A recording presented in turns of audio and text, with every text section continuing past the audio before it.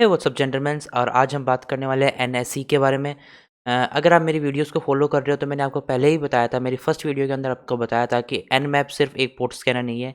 इससे आप vulnerability scan भी कर सकते हैं, कुछ अटैक्स भी कर सकते हैं, सम काइंड ऑफ अटैक्स भी परफॉर्म कर सकते हैं। तो थोड़ा सा और एडवांस और प्रो लेवल का यूज़र बनने का टाइम आ गया है अब। हमने बहुत सारी वीडियोज़ के ऊपर बना दी हैं। सबसे पहले बात करते हैं एनएसई के बारे में। एनएसई की फुल फॉर्म है network scripting engine, Nmap scripting engine, sorry, Nmap scripting engine. Nmap scripting engine Nmap का ही एक फीचर है जो कि बहुत ही ज़्यादा यूज़फुल है। इसका सबसे पहला जो काम होता है वो टास्क को ऑटोमेट करना। ये खुद अपने कुछ टास्क होते हैं वो ऑटोमेट कर देते हैं। इसकी कुछ स्क्रिप्ट्स होती हैं लिखी हुई। एनमैप लिखा हुआ है लुआ प्रोग्रामिंग लैंग्वेजेस में। ये पॉइंट्स आपको पहले जान लेना चाहिए क्योंकि ये आपके लिए डेंजरस हो सकता है अगर आपने इन पॉइंट्स को नहीं सुना तो। ओके, एनमैप लिखा हुआ है लुआ प्रोग्रामिंग लैंग्वेज में। अगर आप लुआ प्रोग्रामिंग की वेबसाइट पे जाके सीख सकते हैं, एनमैप की ऑफिशियल वेबसाइट पे, और फिर आप अपनी स्क्रिप्ट भी लिख के टास्क को ऑटोमेट कर सकते हैं। लेकिन बहुत सारी डिफ़ॉल्ट जो भी हमें चाहिए लगभग वो सारी एनमैप के पास होती हैं। अगर आप बनाना चाहें, उन्हें एडिट करना चाहें तो कर सकते हैं, उसके बारे में अभी बात करेंगे। दो तीज जो 2 चीज़ें जो आपको ध्यान में रखनी है वो है एनएससी के बारे में। NSC can perform intrusive scan. Intrusive में यहाँ पे मतलब है ये आपके टारगेट सिस्टम को क्रैश कर सकता है, ख़राब कर सकता है, ठीक है? उसके बाद में एनमैप एक्टिव स्कैनिंग टूल है। एक्टिव स्कैनिंग 2 टाइप की रिकॉग्निशन होती है, टेक्निकल वर्ड में बोले इनुमरेशन में। तो एक होती है एक्टिव स्कैनिंग और एक होती है पैसिव स्कैनिंग। पैसिव स्कैनिंग के अंदर हम टारगेट के अंदर एंगेज नहीं होते, मतलब टारगेट के सिस्टम में नहीं जाते हैं, उसके नेटवर्क में नहीं घुसते हैं। हम गूगल से, सोशल मीडिया अकाउंट से, इनसे इन्फॉर्मेशन इकट्ठा करते हैं और वहाँ पे बात करते हैं एक्टिव स्कैनिंग की, तो हम उसके नेटवर्क में जाते हैं और वहाँ से स्कैनिंग करते हैं, जिससे अगर वो टारगेट चाहे तो हमें डिटेक्ट कर सकता है अगर हम सेफ्टी मेजर्स नहीं लेते हैं। तो ये होती है एक्टिव स्कैनिंग। हाँ, ये बात अलग है, एक्टिव स्कैनिंग ज़्यादा पावरफुल होती है, ज़्यादा इन्फॉर्मेशन देती है as compare to passive scanning. बातें बहुत हो गई और अब थोड़ी एनमैप स्क्रिप्टिंग इंजन के बारे में थोड़ी-सी बात और करना चाहूँगा मैं, एक पॉइंट और। इसका यूज़ इस्तेमाल कब करना है? इसका इस्तेमाल आपको तब करना है जब आपको पता हो मुझे क्या करना है। जी हाँ, आपको किस चीज़ के ऊपर वर्क करना है मैं अभी बताऊँगा। तब पर्टिकुलरली ऐसे ही नहीं जाते ही सीधा ही एनमैप की स्क्रिप्ट्स को लॉन्च कर दिया। ये आपके टारगेट को क्रैश कर सकता है और फिर आपको परेशानी में भी डाल सकता है। आपकी जो भी डिटेल्स हैं वो टारगेट सिस्टम के ऊपर हो सकती हैं या फिर वो कैच कर सकता है अगर किसी ने आईडीएस इंट्रूसिव डिटेक्शन सिस्टम या फायरवॉल लगा रखा हो। तो उन सब की आपको पहले इन्फॉर्मेशन इकट्ठा करनी है। वो कैसे करनी है मैंने अपनी लास्ट वाली 5 वीडियोज़ के अंदर बता दिया है। तो उन सबको अब छोड़ते हैं और अब आगे बढ़ते हैं थोड़ा-सा। तो सबसे पहले जो डिफ़ॉल्ट स्क्रिप्ट्स हैं वो कहाँ पर हैं, उनके बारे में जान लेते हैं। Slash list, okay, user slash share and nmap and script. Okay, आप यहाँ पे एक बात ध्यान दें, मैंने यहाँ पे स्लैश लगाया, मतलब ये डायरेक्ट खुद समझ जाएगा क्योंकि इससे पहले की सारी डायरेक्टरी छोड़ दो, डायरेक्ट यहाँ से आ जाओ अगर आपको लोकेशन नहीं पता हो तो। तो मैं एंटर करता हूँ और इसने इतने सारे जो भी लिस्ट है ये मुझे दे दी। ये सारी इसका जो एनएसई है एक्सटेंशन इन फाइल का, ये अलग-अलग वल्नरेबिलिटीज़ है, एचटीटीपी से, एसएमबी से, एफटीपी से, बनर क्रैपिंग, ब्रूट फोर्स, बहुत सारी चीज़ें हम इससे कर सकते हैं नेट बायोस के बारे में। हाँ, अगर आपको कुछ कमांड्स के बारे में मैं बता दूँ, पाइप और ग्रैप। अगर आप सिर्फ एफटीपी के बारे में कुछ स्क्रिप्ट्स निकालना चाहते हो तो आप ग्रैप, ऐसे पाइप ग्रैप करके निकाल सकते हैं, जो कि बेसिक कमांड आती है लिनक्स के में। तो ये इतनी सारी जो भी है आप इनसे पता लगा सकते हैं, जैसे कि एनोनिमस स्कैन के लिए, अननोन जो भी है, इनका ब्रूट फोर्स के लिए है, बाउंस के लिए है। तो ये बहुत सारी आपको ऐसे ही पता चल जाएंगी, आप इनको देख के पता लगा सकते हैं सबसे। और उसके बाद में अब इसका यूज़ भी कैसे करते हैं वो मैं बताऊंगा, ये एब्सोल्युटली बताऊंगा, ऐसी कोई बात नहीं है। सबसे पहले हम स्कैन, इसकी एक और पैरामीटर होता है एससी। सबसे पहले उससे शुरू करते हैं और हम अपने टारगेट को स्कैन करते हैं।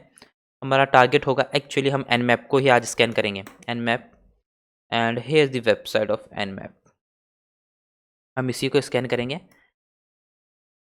आई थिंक मुझे क्लियर कर देना चाहिए, Nmap and SC.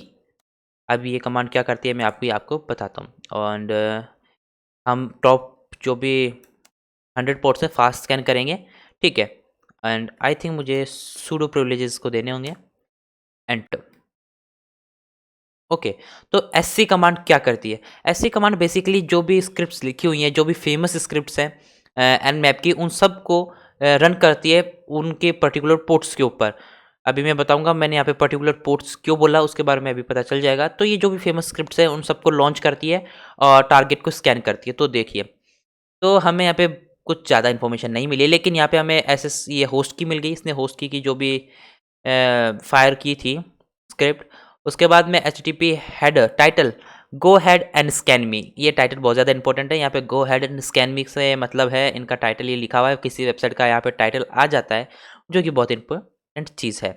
Script execution failed, तो यहाँ पे एग्जीक्यूशन हो गया, आप डीबग कर सकते हैं डी से, वो मैंने आपको पहले वाली वीडियोज़ के अंदर बताया, तो कोई हमें ज़्यादा इन्फॉर्मेशन नहीं मिली। तो इन एससी का यही काम होता है, वो आपको जो भी इन्फॉर्मेशन, जो भी फेमस स्क्रिप्ट्स होती है उनको रन करता है और आपको शो करता है। लेकिन आप ये देख सकते हैं कि ये जो स्क्रिप्ट है SSH होस्ट की, जैसे कि मैं आपको दिखाना चाहूँगा SSH। तो इन्होंने जो ये वाली स्क्रिप्ट यहाँ पे रन की है, ब्रूट फोर्स वाली नहीं, इसके नीचे वाली होस्ट की वाली, तो सिर्फ ये 22 पोर्ट के ऊपर हुई है, क्योंकि वो होस्ट की सिर्फ 22 पोर्ट पे ही SSH सर्विस चलती है, वो 21 पे रन नहीं करेगा। टंग स्लिप हो गई थी, उसके बारे में छोड़ दो, ठीक है। अब मैं आपको थोड़ा-सा और डिटेल में इसके बारे में बताता हूँ कैसे। जैसे कि अब हम एक स्क्रिप्ट का यूज़ करेंगे। हमने जैसे कि ये तो जान लिया, अगर आपको नॉर्मली स्कैन करना है तो आप इस कमांड को रन कर सकते हैं एंड स्कैन कर सकते हैं। बट हमें पर्टिकुलर स्क्रिप्ट रन करनी है, तो हम कैसे करेंगे?